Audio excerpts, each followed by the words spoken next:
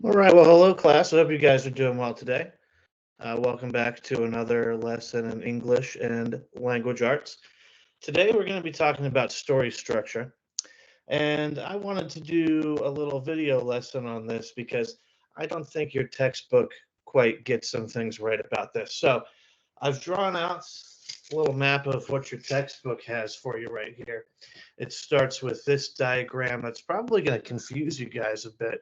If you look at it, say your exposition, rising action, climax, falling action, resolution, and your denouement. Now, there's something that just doesn't quite seem right about the layout of this. You got the climax kind of right in the middle, just as much falling action as there is rising action. And you're probably looking at this, and you're going, I don't know of any story that looks like this. And you'd be right.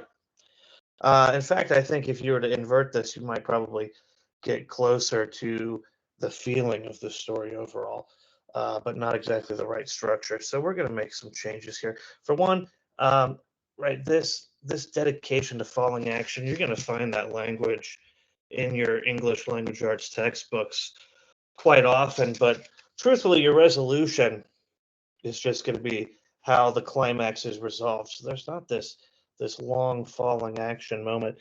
This is really just going to be a matter of pages that this is going to happen. So we can almost just kind of wipe that out.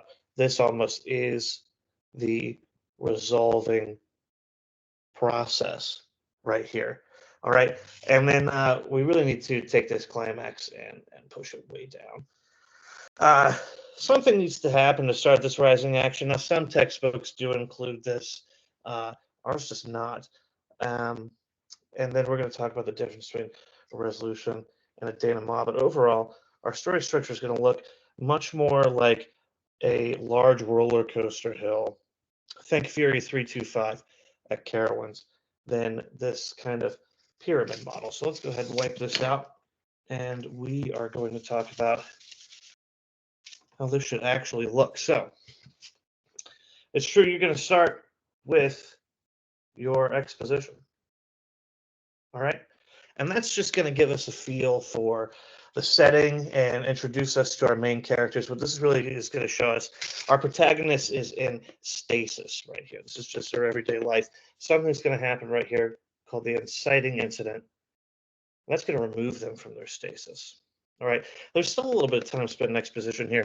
We're going to be introduced to some more characters and some more setting. And now, to help you guys understand this, we're going to talk about something that we read earlier in the year that really models story structure very well, and that is the book Jurassic Park.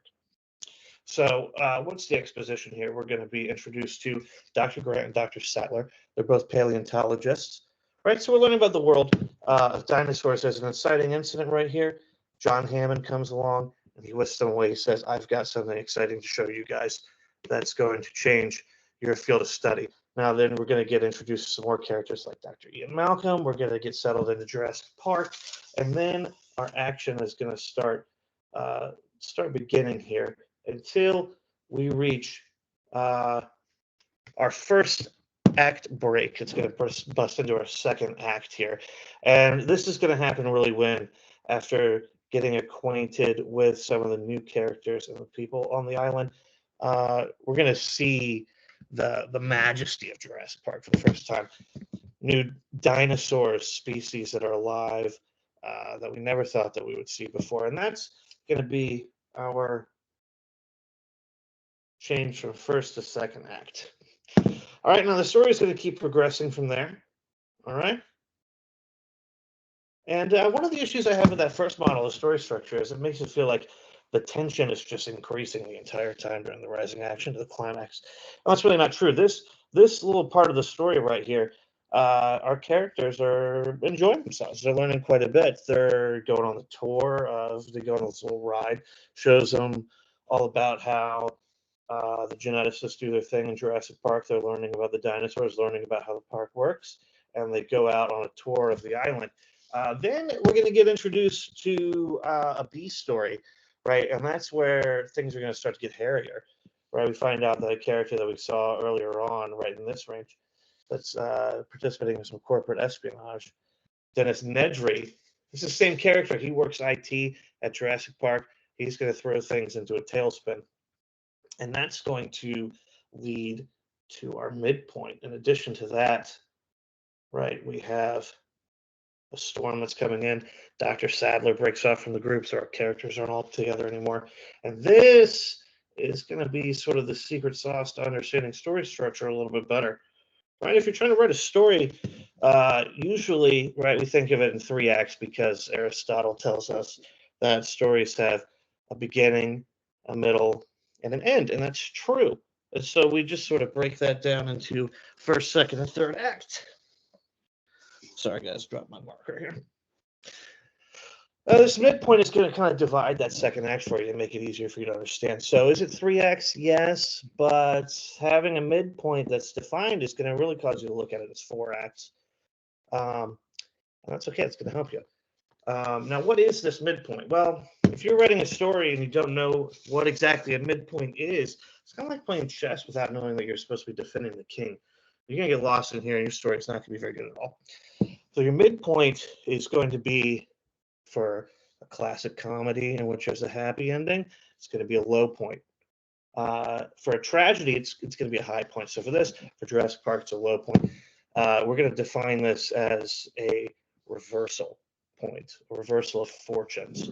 So what happens here? Well, Jurassic Park, it has a phenomenal midpoint for us to talk about. We're on the tour. Nedry does his thing. The power's out. The storm has come in, and they're right outside the T-Rex pen, and the T-Rex gets loose. Massive reversal of fortune, huge low point. Can things get any worse? Yes, and they will. After this, our action is going to continue rising. All right? But things are getting a little bit better. Malcolm was really badly hurt, but he gets rescued. Grant and the kids get away to safety temporarily. All right, and eventually we're going to come to our second to third act break right here. All right, we thought we had restored power to the island. Didn't work. So now the velociraptors are out, and the only way to actually restore power is going near where all the velociraptors are. So Dr. Grant is going to go off and get this done, and this is going to finally lead to that climax that we talked about. All right. The raptors are closing in. One's about to get through the ceiling where all of our characters are holed up. None of the characters that know how to operate the computer systems in Jurassic Park are alive anymore. This is a bad spot for our characters to be in. So here's going to be another low point. And finally, little Tim is going to figure this out and get the computers solved, save the day, keep the raptors at bay. And so that is our act of resolution. That's going to bring us all the way down here. All right. So that's not the end of the story, however. They've gotten things figured out. They've gotten some answers as to why things are going the way they are in Jurassic Park. And then we are going to hit our denouement. Okay, this is where they get off the island. The government comes in. They pretty much nuke the island. All right, and that's the end of our story. Now, a denouement is not the same as an epilogue. In this story, we're actually going to have an epilogue. It's going to happen post-denouement.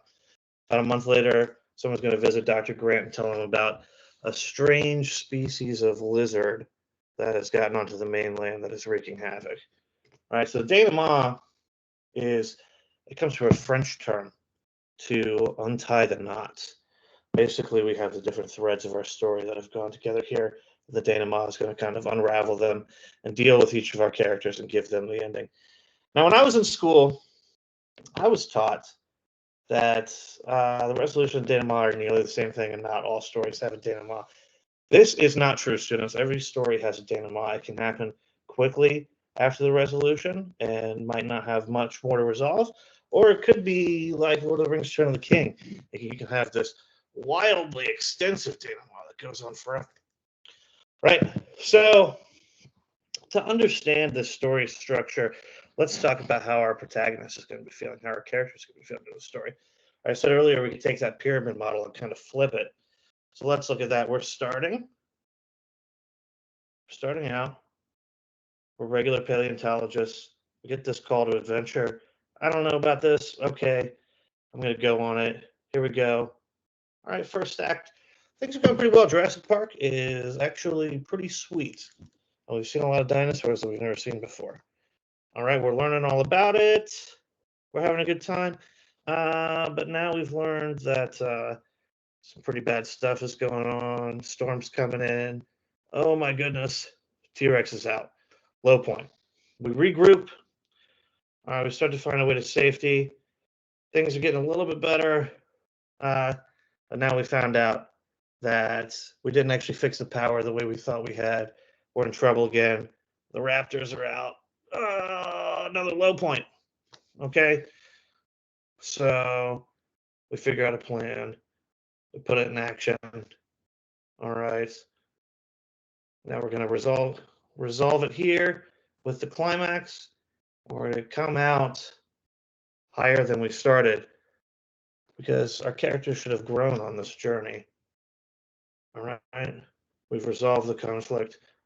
We get to the denouement better off than we were before. All right.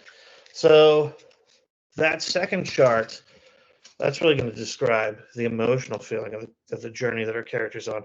And whereas the story structure is going to plot kind of how the plot progresses in the story, that second chart is going to show how the characters progress on their journey with theme. And that's what we're going to talk about next time. Make sure you fill out that exit ticket. It's got a couple questions for you based on this video, and we'll see you then. Thanks, class.